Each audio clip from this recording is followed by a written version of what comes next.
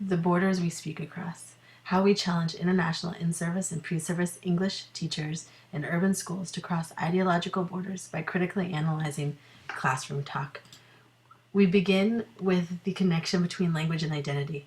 We see language as a highly localized social meaning-making signifying practice, not merely a sign signifier system. We think of language as a locus of struggle over truth and power, a place where borders are created and can be crossed. We see language as what we do to understand our world, ourselves, and give voice to our experiences. We see that language is inextricably bound with identity because our language is what we do to understand our world, ourselves, and give voices to our experience. We see identity as a sociocultural phenomenon emerging in discourse, interaction, and not just something that's stable and fixed. We use these notions to ask our students to interrogate their very view of language learning. We see language learning as not merely linguistic or cognitive processing, but as the imagining and then assuming of new subjectivities. We see language learning as the enactment of new identities, the recreation and crossing of borders and communities. We challenge our teachers to think about how does a student's or how does our own identity affect their language use. We ask them to explore the work of G and think about discourse, status, and solidarity. We ask them to think about the ways in which considering language as a social practice in the classroom allows us to negotiate identities and negotiate our identities and also cross boundaries. We ask them to think about discourse and the way in which language communities are heterogeneous and conflicted, to push back against liberal and normative assumptions that presuppose students with similar L1s or who speak similar varieties of English language have one singular identity, or that communities are easily understood by their language use. We ask students to think about the ways in which our own identity, their ideology, their ideological frameworks impact their teaching practices. We ask them to understand identity categories as relations of power.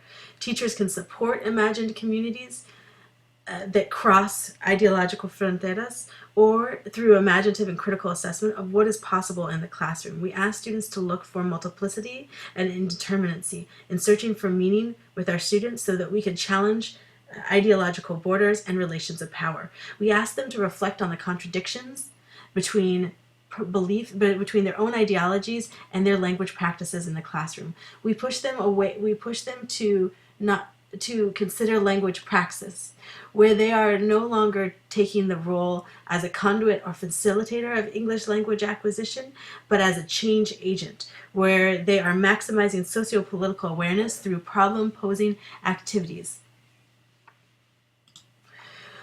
We ask students to think about the reasons that we as educators might resist our students' speech, and the reason that students might resist our speech. We remind them that English learners' identities greatly influence their motivation, investment, and ultimately their choices and efforts towards personal transformation through language acquisition. We push students to think about what would a collective investment in a community of learners in an inclusive and diverse academic English language through the spoken and written word, what would that look like?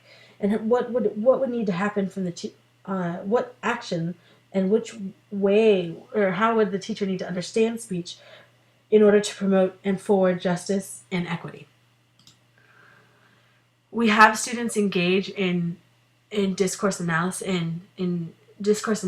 in their classroom by exploring expressive speech, where they use rhymes framework to explore their students' discourse and interrogate their own identity positions. We have them take up notions of locally defined boundaries of classroom talk and understand how those boundaries can be crossed and challenged. We ask them to write reflective discourse projects where they ultimately look towards how can they move from their own individual resistance to their ways their students speak, and work towards a collective investment in a transformed community where all students' language practices and identities are valued and supported.